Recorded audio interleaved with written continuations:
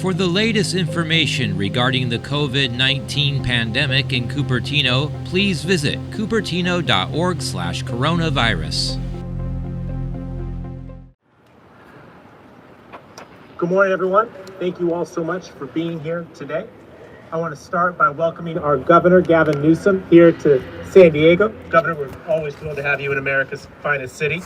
I want to thank you for your tremendous leadership throughout this pandemic and for highlighting the great work that we're doing here at our successful Vaccination Superstation. I want to share with the public that we also have here today San Diego County Supervisors Board Chairman Nathan Fletcher, Padres CEO Eric Rupner, San Diego County Health and Human Services Public Health Officer and San Diegan of the Year, Wilma Wooten, County Board of Supervisors Vice Chair, Supervisor Nora Vargas, Padres owner Peter Seidler, sorry Peter, and UCSD Health CEO Patty Mason, and last but of course not least, California Health and Human Services Agency Secretary Dr. Mark Galley.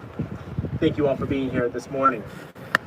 The COVID-19 pandemic is the most devastating and complex public health crisis our state has faced in our lifetime. And Governor Newsom has been up to the challenge. It hasn't been easy, but for him and for all of us, including the legislature, have worked day and night for a year straight to keep us safe and to get our economy back going. He's consistently done the right thing to protect public health, even when it's been hard. And the state's support for this superstation has been critical. It could not have been possible without the partnership of the state of California, the county of San Diego, UCSD Health, and our home team, the San Diego Padres. San Diego was happy to host our region's first superstation on city property. And I want to thank all of the dedicated city personnel who have made that station also a success. Everyone from our public safety personnel, particularly our paramedics who are helping to vaccinate, as well as our city staff and many of our police officers who are helping to manage traffic in the area. I want to offer my special thanks to every city staff member and volunteer who did not hesitate to give their time to step up to help vaccinate thousands of San Diegans every day since this facility opened over a month ago. Whether that's here at the Superstation at Petco Park or the municipal gym in Balboa Park, where we opened a vaccination center just a few days ago, or any of the future sites that are coming. Governor, you'd be happy to see city employees eagerly being a part of the solution, hearing your call for folks to step up and to serve in this time of need. The city of San Diego is working in close collaboration with the state of California and our county partners to make sure that our vaccination efforts grow and that everyone who is eligible can get a shot as soon as possible. Having been approved to receive direct vaccinations shipments, we have embarked on our own independent site, as I mentioned, at the municipal gym in Balboa Park. And as more supply becomes available, we are poised to expand our efforts, targeting those communities who are hardest hit by the pandemic, with our focus, as always, on equity. I applaud the governor's leadership and his Vaccinate All 58 campaign, as there's no more important effort right now to keeping Californians healthy so that we can begin to return to activities that bring us together. As mayor, I prioritized our Back to Work SD recovery plan, recognizing that we must plan for an economic recovery as we get through this final phase of the pandemic. We're working with small business owners and healthcare experts on how we can build back better in ways that keep everyone safe. I want to acknowledge that we cannot fully recover until our schools are open, which is why a core component of our Back to Work SD plan is taking a schools first approach. Any reopening we contemplate must be filtered through the lens of how it affects getting kids back into the classroom safely. And no one understands that better than Governor Newsom. I'm committed to working with the governor, the legislature, and our local school districts on a safe plan to get kids back in the classroom as soon as possible. And I appreciate you, Governor, for making this a priority. I've never seen this kind of collaboration and cooperation toward a common goal as I have in this particular effort. And the lessons that we have learned from this experience will pay dividends for years to come. I'm grateful to everyone who's assembled here and everyone who's across the street vaccinating folks as we speak, who has chipped in their expertise to get us through this emergency. I want to end with this most important message of all. To the Californians, and particularly to the San Diegans who are listening, when it is your turn to get vaccinated, please do so as soon as possible. It is safe and it is effective, and it's the quickest way out of this public health and economic crisis. Do it for yourself, do it for your family, do it for your neighbors, do it for your friends who are vulnerable from underlying health conditions, do it for your city, do it for all of us. With that, it is my pleasure to introduce Eric Rupner, the CEO of the San Diego Padres and our host this morning. Eric?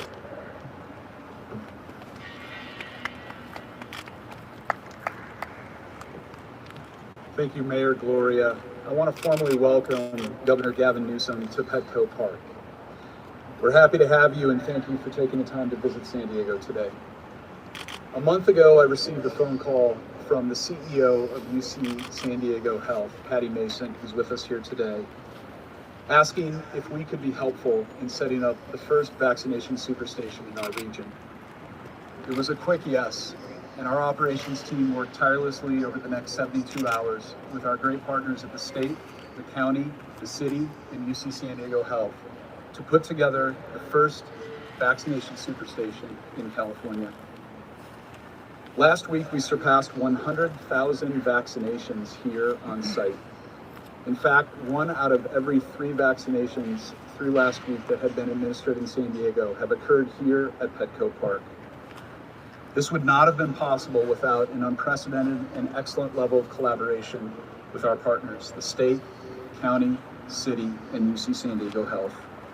The Padres are proud and honored to play a role in helping to make this possible and successful.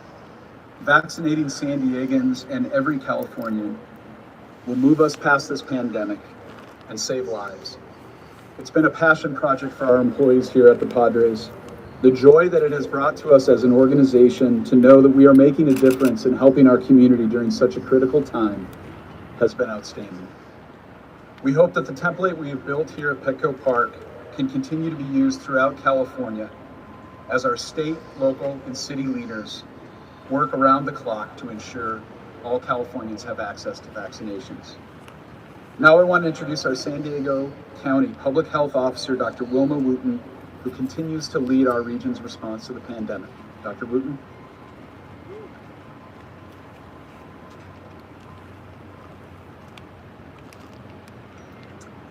Thank you, Mr. Grubner. I want to start by thanking you, Governor Newsom. What a pleasure it is to have you here in San Diego County, especially at the site of our very first vaccination superstation, which opened Monday, January 11th. Thank you for your commitment to protecting the public's health as we manage our way through this pandemic. Everyone is working overtime, working hard and quickly to stop COVID-19. This includes our Board of Supervisors, our County of San Diego employees, and the Health and Human Services Agency, led by our Director, Nick Machione. The public-private partnership behind the Petco Superstation is especially amazing. Within days of hearing about this idea from Chair Fletcher, an opening event was held. This would not have happened without the commitment of the following partners with the county. This includes UC San Diego Health and its CEO, Patty Mason, the San Diego Padres and their team president, Eric Rupner, and the City of San Diego and Mayor Todd Gloria. Each and every partner was and remains critical. Since Petco opened as the region's first superstation, public health has used an equity lens for the continued expansion of the local vaccination sites, as is seen in the graphic that we will have available. Using the state's equity tool as our guide, we now have 8 county-facilitated community vaccination sites, 2 hospital-supported sites, an expanding mobile operation using CAL FIRE and local first responder teams, and 4 superstations. Like Petco in central San Diego, the other superstations are also public-private partnerships and include Sharp Healthcare at the Chula Vista Shopping Center, which is open in South County, CSU San Marcos, Tri-City Medical, and Palomar Health are the county partners in the North region, and Sharp Healthcare and the Grossmont Shopping Center created a superstation for La Mesa in the East region. But the county is not done. A fifth coastal superstation is in the works with Scripps Health at the fairgrounds, the state fairgrounds for Del Mar in the North Coastal region. We have lots of work ahead of us to meet the vaccine needs in our entire county. We cannot do this without support from the state as well as more vaccine. Governor Newsom, I want to thank you again for taking the time to be here in San Diego County today. Thank you immensely. Now please welcome to the podium our county chair of the Board of Supervisors, Chair Nathan Fletcher.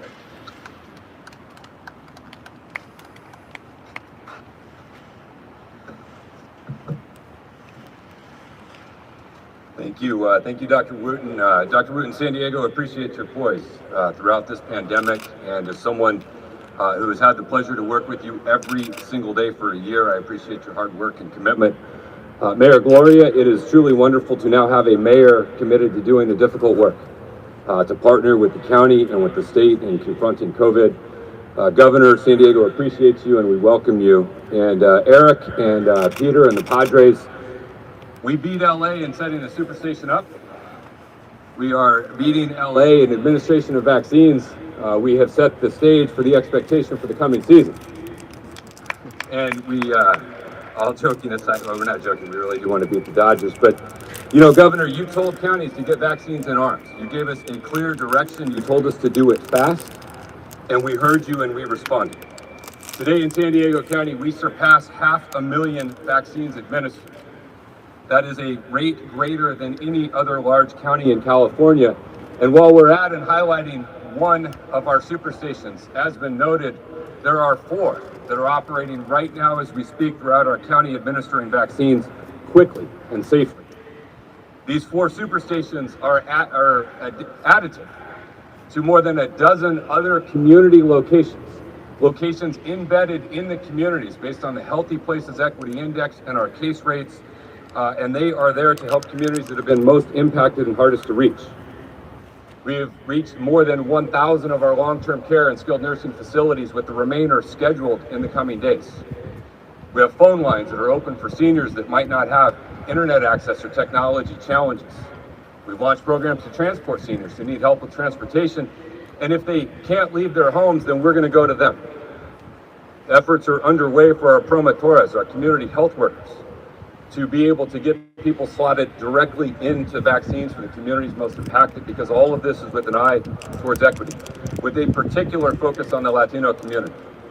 In San Diego County, 30% of our population is Latino, but almost 60% of our COVID cases are Latino. And I want to commend and appreciate Supervisor Nora Vargas for her leadership on ensuring that these communities have access to the vaccine. And everything we do is collaborative: the county, the state, the cities, the healthcare partners. In this case, it's UC San Diego and Patty Mason, but working with almost all of our healthcare partners at other sites. And we move fast because the vaccine offers the path out, not only to save lives, but to get our lives back, to get our small businesses open, our kids back in school. Governor, we appreciate your focus and your effort on trying to get our kids safely back in school. And Governor, those of us that have dealt with this every single day appreciate how you led us through a long and difficult year. A year that has challenged us, a year that has tested us, a year that has divided us. A year that has required difficult and unprecedented action to meet a situation the likes of which we have not seen in over 100 years. Governor, you've had an impossible job. You've faced more challenges, truly impossible decisions, often having to choose between a bad option and a worse option. But throughout it all, you never gave up. And I want the people of San Diego to know that you've been there for us. You've been there at all hours of the day and night to take my call. You, Dr. Galley, your entire team, you've handled the constant pressure and ever-changing situation with grace and compassion, a willingness to listen, and when needed, a willingness to adapt. And throughout this full year, your entire team has been there with support, encouragement, advice, and partnership. You never stopped fighting for California. And make no mistake, we're still in the fight against COVID, But with cases down and vaccinations up, we are cautiously optimistic that we're turning a corner and the better days are ahead. Governor, we're thrilled to have you join us here in San Diego. We appreciate everything you've done for the last year. Please join me in welcoming the Governor of California.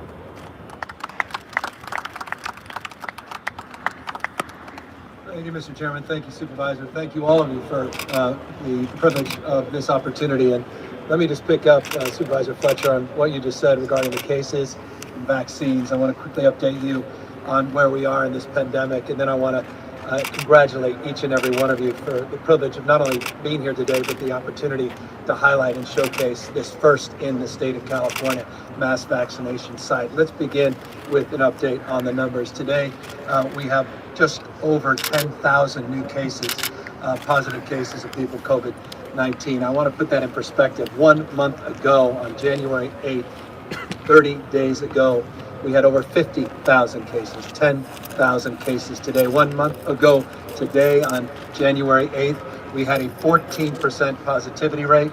Today, 5.0. 14% to 5%. 50,000 cases down to 10,000 cases over the course of the last 30 days. 34% reduction. 34% reduction over a 2-week period in the number of people hospitalized, and 25% reduction of the number of people in ICUs. So everything that should be up is up, and I'll get to vaccines in a moment. Everything that should be down is down as relates to case counts, positivity rates, people being hospitalized, people in our ICUs. That is encouraging news indeed. The vaccinations, however, we can't move fast enough. We are sobered and mindful of the scarcity that is the number of available vaccines in the United States of America. Nonetheless, we are not naive about our responsibility here in the state of California to move these vaccines out of the freezers and into people's arms. So far in the state of California, 4.65 million people, just shy of 4.7 million people, have been administered a dose of the vaccine, either Moderna or Pfizer. We want to get these numbers up, but I should just make this point. Yesterday, we reported 197,000 vaccines administered, roughly 200,000. That's double where we were just a few weeks ago, triple where we were a month or so ago. So we're making progress. We're improving the rate of administration day in and day out. But we can't do that at the state level without partners at the local level. So let me focus now on why I came here to San Diego. And that was to acknowledge leadership, demonstrable leadership that now is truly leading the state of California. San Diego, the first county, first city to put a site together like this. Success leaves clues. You inspired others all throughout the state of California, including the LA Dodgers, including folks in Northern California. Levi's Stadium in Santa Clara, where the 49ers play, they'll be opening their mass vaccination site tomorrow. Cal Expo and a number of state fairgrounds have now done the same. This is not exclusive, meaning vaccination sites are not all mass sites. Still, the vast majority of the network that you are very familiar with when you get your annual flu shot, that's the backbone of our vaccination distribution. But nonetheless, these sites are important and impactful. And certainly here in San Diego, as was highlighted by the mayor and others, that a third now of the vaccines in this county have been administered just here at this site. Gives you an example of the potency and power of scale in terms of the efficient distribution and administration of the vaccine. Of course, we talk about efficiency, we talk about throughput, but we also, and Dr. Wim, I appreciate you mentioning this. Wooten, thank you for acknowledging the issue of equity. As always, that's part of the three-legged stool. Not only we want fast and efficient, but we want equitable distribution of the vaccines. And we recognize we have more work to do in that space, more work to do to make sure we're truly representative, not only as it relates to people that can access a vehicle to access sites like this, or access mass transit to access a site like this, but to make sure we go where people are. Many people simply can't get to a large vaccination site like this. And so just last week, we invested in over 110 community-based organizations, tens of millions of dollars to invest in a framework of focusing on equity, community outreach, reaching with trusted messengers to encourage people that may be hesitant about the administration or seeing the administration of the vaccine, encouraging them to take advantage of not only sites like this, but other sites in their community. We partnered last week in the equity lens with the Biden administration, the first state in the United States to invest in partnership with FEMA, our federal partners, the Office of Emergency Services, the Biden administration. We announced where the Oakland A's play their games in Northern California and Alameda County, the first site. We're also expanding that to Cal State LA, and we'll be announcing in the next number of days a new site in the Central Valley as well. That framework is exclusively targeted at equity.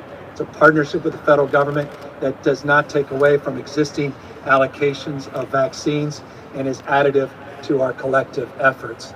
We'll continue to do more, and we recognize we have work to do to be better in terms of making sure these remaining surplus vaccines that are still in freezers all across the state are quickly and efficiently administered. And that's why I like this competition of sorts. I appreciate Chair Fletcher framing this in an enlightened sense, not a race to the bottom, a race to the top.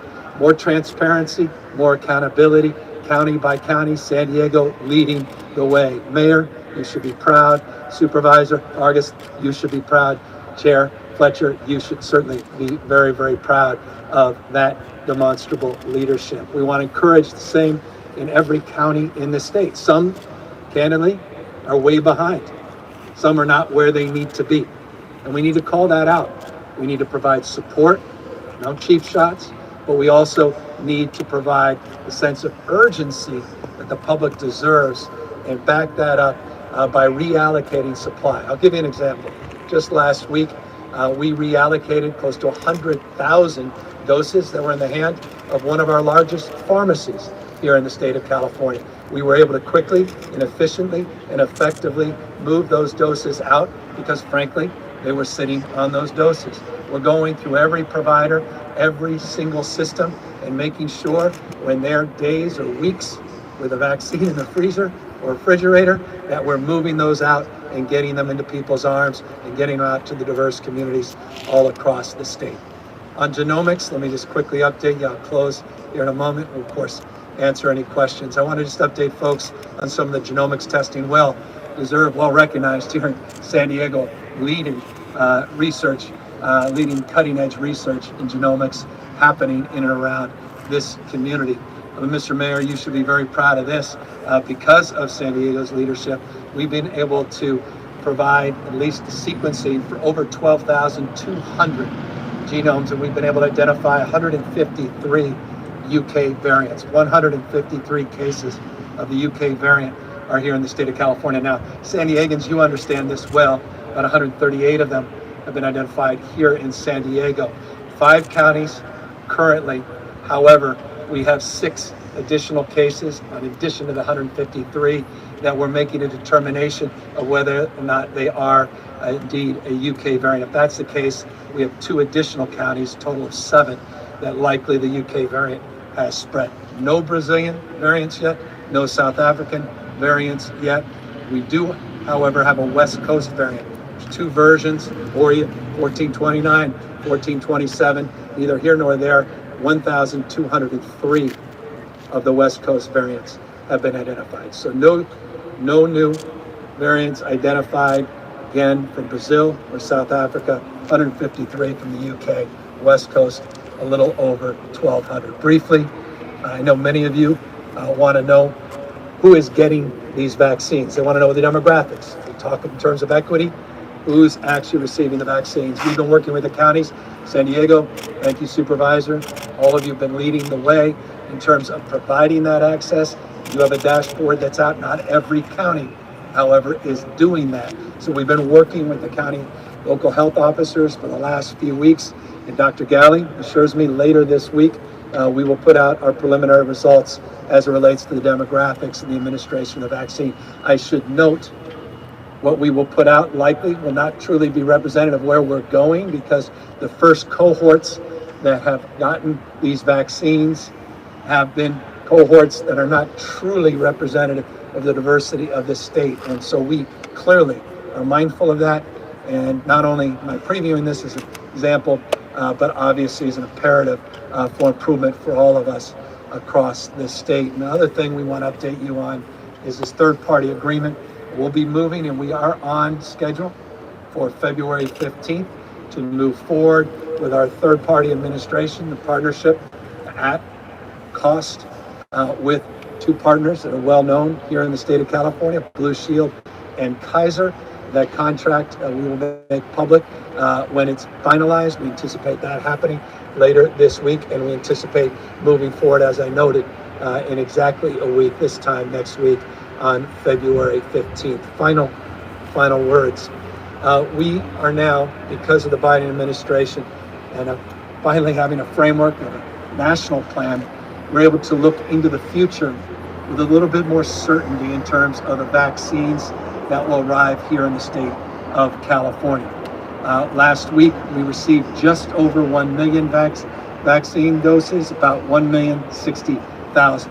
594,000 of them were first doses, just 594,000 in a state of 40 million.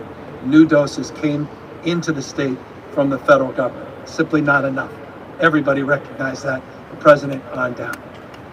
Next week, meaning this week, by the end of this week, roughly the same number of doses are anticipated to have arrived, slightly higher by a few thousand.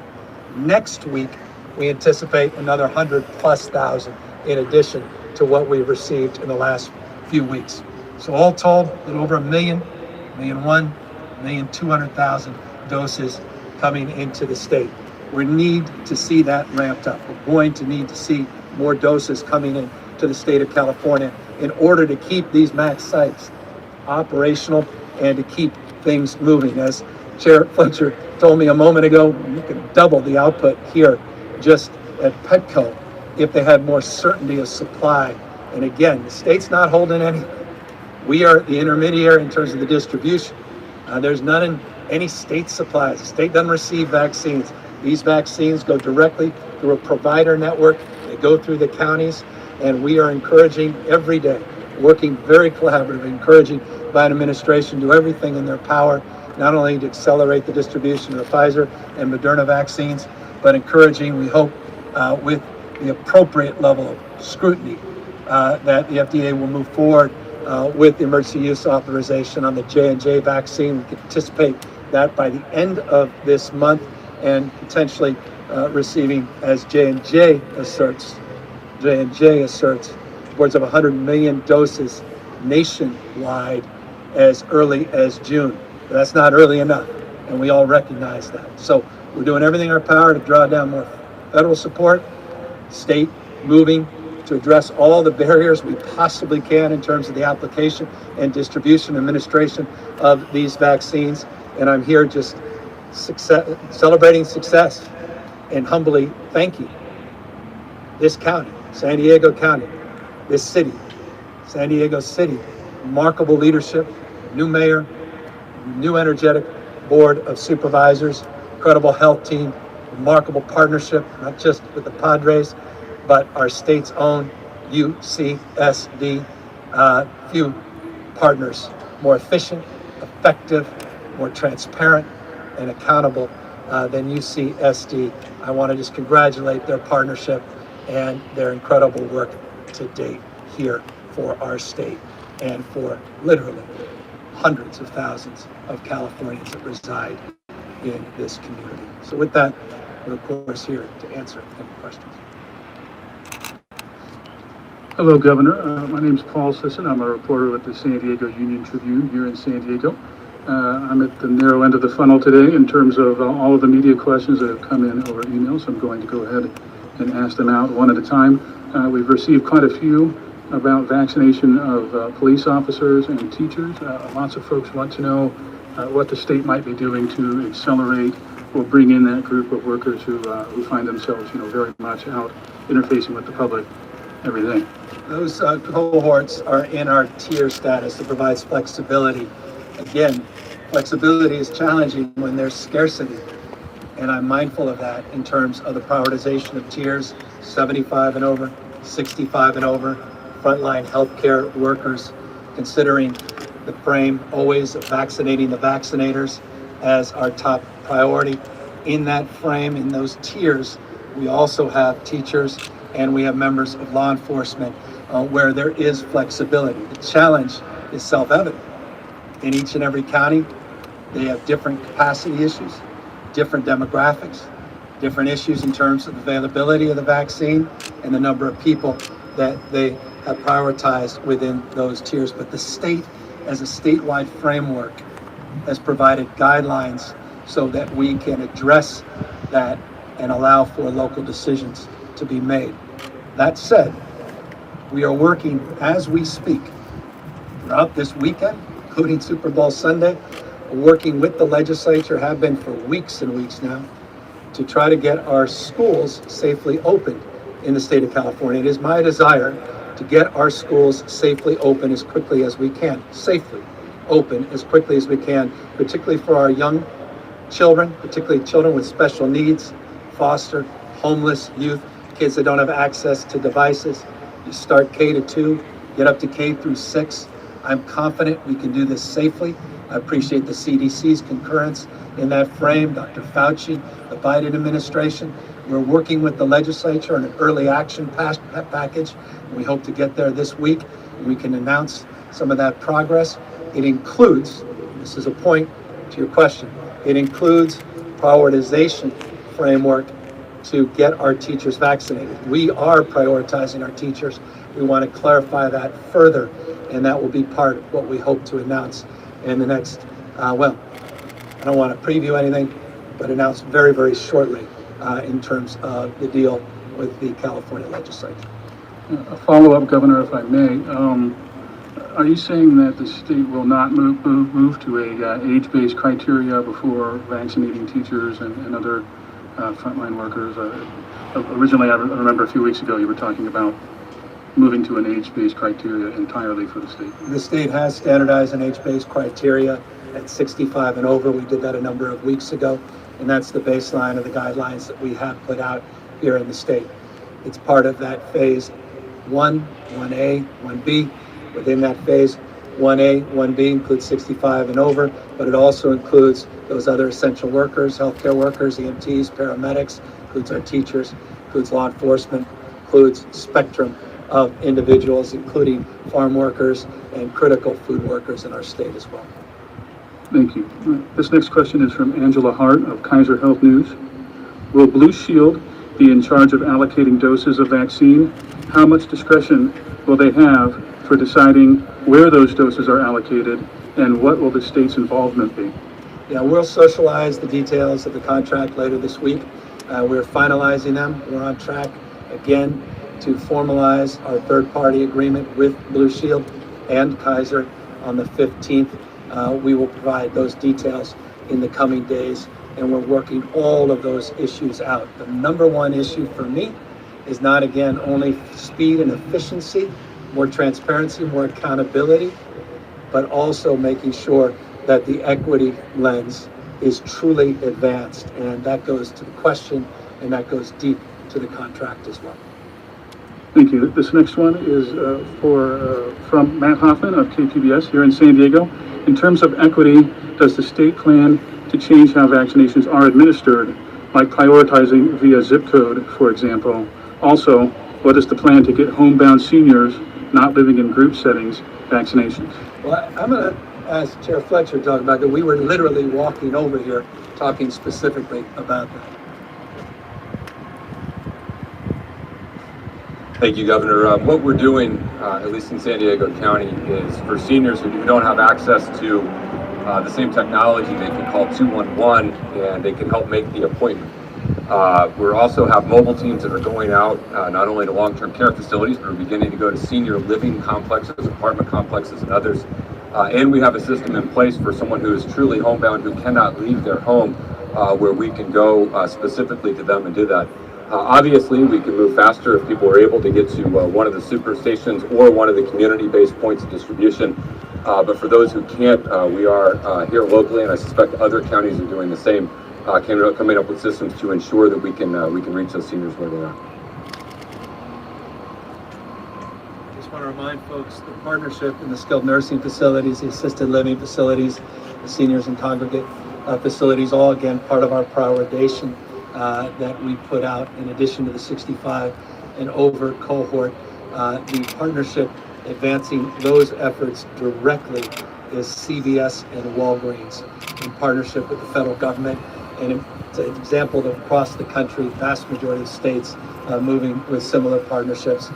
Part of our allocation updates that we put out include information about where they are in terms of the total percentage of vaccines administered, as well as their efforts to potentially expand their reach. And you may note that last week, 100 such pharmacies in the state of California made themselves available to direct community vaccinations pursuant to an agreement with the Biden administration.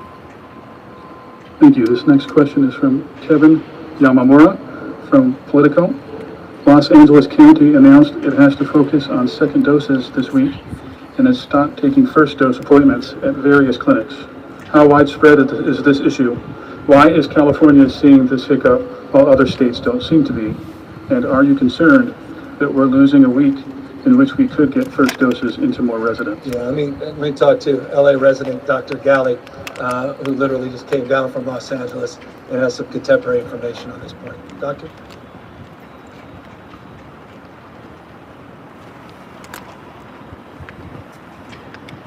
Yeah, good afternoon, and thanks for welcoming me to San Diego. The 2-hour drive from LA was simple and easy, so always good to get down to San Diego. So yeah, I think we have a lot of conversation about first and second doses across the state. LA County making the decision to really prioritize getting people their complete series of vaccines. Very important. I think a lot of conversation with our federal partners about what to do with that interval between first and second doses. Really prioritizing statewide, making sure that we get at this moment, as we continue the conversations around first and second doses, that we do make sure those who've received the first dose do get timely a second dose. I think we've heard today a lot about the scarcity of supply, the need for understanding how much we'll be getting in weeks to come. So some counties making a decision to make sure that those who've received one vaccine get the second now before additional people get that first vaccine. So we're going to see this play out across the state, working with our local partners, working with our third-party administrator as we advance that contract to really come up with some clear guidance on this first and second dose issue, talking to the Biden administration, our colleagues at the CDC, to make sure that we're working on this collaboratively and together. We want to make sure we send a consistent message to the public, but as of now, clearly those who received their first dose, we want to make sure that they do get their second dose as we continue those conversations. So LA County making that decision, a number of other counties making that decision. I would say nationwide that this is probably going to be a theme that we will see, a number of people storing second doses to make sure that it's available there, and the consistency of supply, the clarity on what's coming in the weeks to come is going to help us sort through this, I would say, issue of coordination and inventory control. But getting people their second dose, key priority for California, and something we'll be working with our counties to make sure it happens successfully. Thank you. The governor asked to just share briefly what we're doing in San Diego County. We've done now 500,000 combination of first and second dosages. We have not held any back, but what we are doing is honoring second dose appointments first. And so as we move forward, again, with limited supply, we will honor all second dose appointments that have been made, and then whatever we have, the delta between second dose appointments and what we have available, we will continue doing first dosages as well. We anticipate in the weeks ahead that we will continue to do both second dose appointments and we'll have enough to do first dosage, but again, it is all contingent upon supply.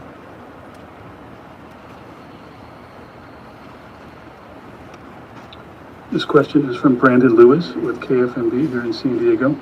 We know the federal government controls the supply of vaccine, but the state can allocate doses however it wants. Why aren't counties like San Diego that have the infrastructure in place receiving more vaccines to meet the demand? And how much longer do you think people will continue being patient when stories of fraud are becoming more prevalent?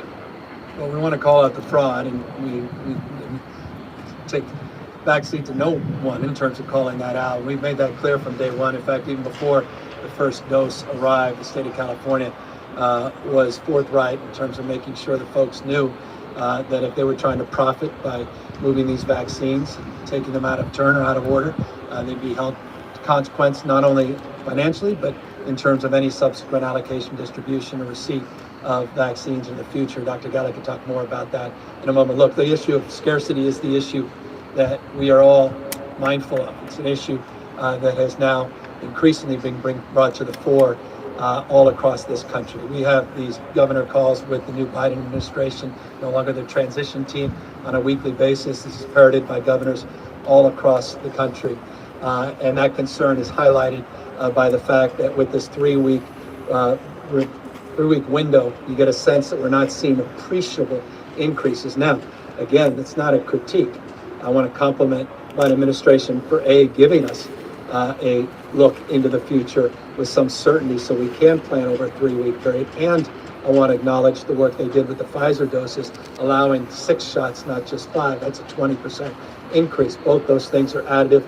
Both those things are helpful in addition to those direct partnerships that we announced and they're announcing all across this country, the 100+ goals they have or sites they have as a goal all across America. But this is an issue that I can assure you is not unique to San Diego.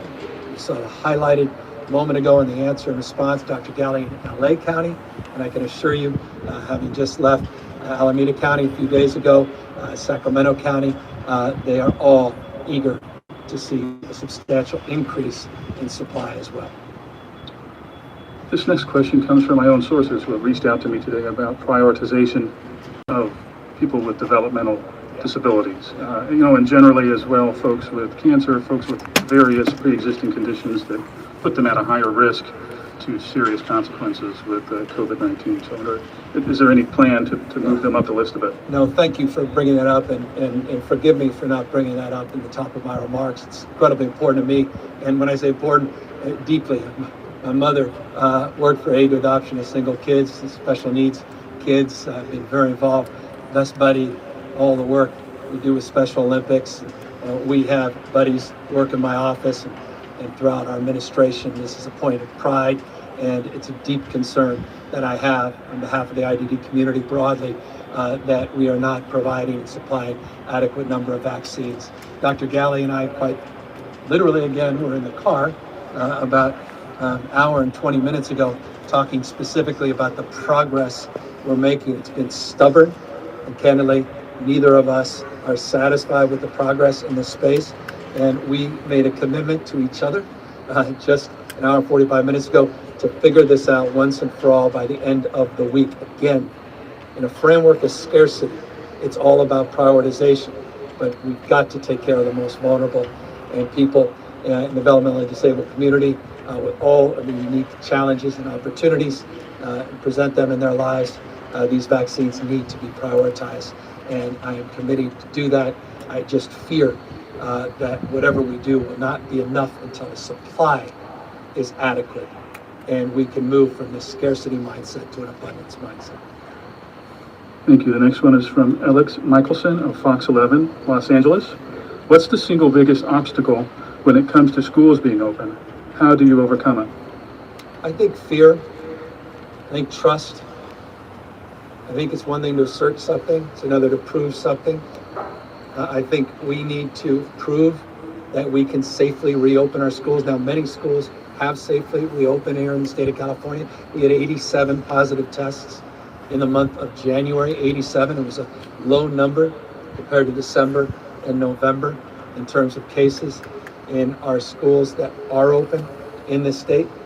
We need to hold those accountable that are not safely reopening the schools, and we need to provide the resources for those that do want to open so they can safely reopen their schools. Vaccinations are important, but so is testing, so is physical distancing, so is providing the physical environment, ventilation, and other supports to make sure not only our teachers are safe, but our janitors are safe, our bus drivers, our cafeteria workers are safe as well. And that's what we are working through, and that's what we're committed to advance. And I'll just remind you, we put up $6.6 billion to bring down for early action support to do just that. And that's the amount of money that we're working with the legislature to discuss what's the most efficient and effective use of those dollars to address learning loss and our capacity to deliver on the promotion of safety. Next question comes from Jocelyn Moran of CBS 47 Fresno. Here in Fresno County, we've only been receiving about 8,000 doses a week, but the county has capacity to administer about 40,000 a week. Other Central Valley counties are also receiving very low amounts of doses. Given that the Central Valley is home to many essential agriculture workers, and are there any efforts to increase the allocation here or bring a FEMA vaccination site to the valley? Yeah, I may have already gotten ahead of my own announcement. If you rewind the tape, I implied that the answer is yes to that question, at least the latter part of the question as it relates to a larger site in partnership with the federal government. We've made this a top priority in our conversations with the Biden administration. We've made it a top priority in all of our conversations as it relates to the allocation of doses. Let me just make a couple points. The first allocations of doses went out based upon the original framework for healthcare workers. And on a per capita basis, it's absolutely true. There were parts of the state that had more abundant distribution because of their healthcare delivery system being more robust as it relates to total number of personnel. And so it followed suit that more vaccines went to where more of those frontline workers were. We have to address that now as we're moving in this next iteration in a more equitable manner. We're committed to doing just that. I've talked to a number of representatives in the Central Valley and assured them of our efforts, and we'll be socializing them in the coming days and weeks. And it absolutely is correct. Our central workforce, disproportionate numbers are represented in the Central Valley. Our farm workers, those critical workers, meat packing facilities, folks in logistics, warehousing, manufacturing, central retail workforce up and down the state. Central Valley matters, we care, and we will be prioritizing at larger scale some of these more mass vaccination efforts very, very shortly. The final question today comes from Bo Tefo of California Black Press. And before I ask it, I want to apologize to anyone whose name I've mispronounced today. How does the state of California plan on tackling misinformation and disinformation about COVID-19 vaccinations, specifically in low-income Black and Brown communities, considering how racial disparities in the healthcare system have negatively affected these communities? That's the right question. It's one we've asked ourselves often, trying to answer every single day. I noted a minute ago, the 110 community-based organizations that just last week received grants. A very large number of those organizations were in Black and Brown communities, the African American, Latino community, to address some of those barriers, to address some of those concerns. I referenced a moment ago the issues around trusted messengers. It is critical and essential that we have folks, the community leaders trust that are providing information, providing support for the community. Faith-based leaders as a perfect example. So we'll be stepping up those efforts. This was the first distribution of direct community-based organization grants. We have a large-scale communications effort, $40 million going out, culturally competent messaging all throughout the state of California. And we're building and closing off two things. One is the work we did on the census outreach, and we're taking portions of our workforce. We're working on the census and seeing if we can convert their energies and their efforts to these efforts. And we're learning from the lessons of the census, what worked, what didn't work in terms of reaching out into diverse communities and making sure that we are improving upon those efforts as it relates to the vaccine allocations distribution. Always mindful that good enough never is. With that, let me just thank all of you for the privilege of your time, and let me just close as I began, with deep respect, deep admiration for the leaders here in San Diego, for San Diego County leading this state per capita in the administration and distribution of this vaccine, for San Diego City, for their leadership, their demonstrable leadership in doing the same and supporting not only the county, but this state. And also for their leaders demanding more from their governor, demanding more from their legislature. When Nathan Fletcher said that he calls often, he calls often. And that's weekends included, late night, early morning. You have a mayor that doesn't suffer fools and demands excellence across the board. And I can assure you, understands the ways of Sacramento as well or better than anybody with his relationships there. Mayor Gloria is so uniquely positioned to help support San Diego in the city at a critical time. You have a great team as it relates to healthcare, workforce, incredible partnerships with UC, and as always, what a gift it is to be able to utilize a site like this and the incredible talents of the entire organization represented, her and others here, the San Diego Padres. Thank you all very, very much. We look forward to updating you very, very soon. For the latest information regarding the COVID-19 pandemic in Cupertino, please visit cupertino.org/coronavirus.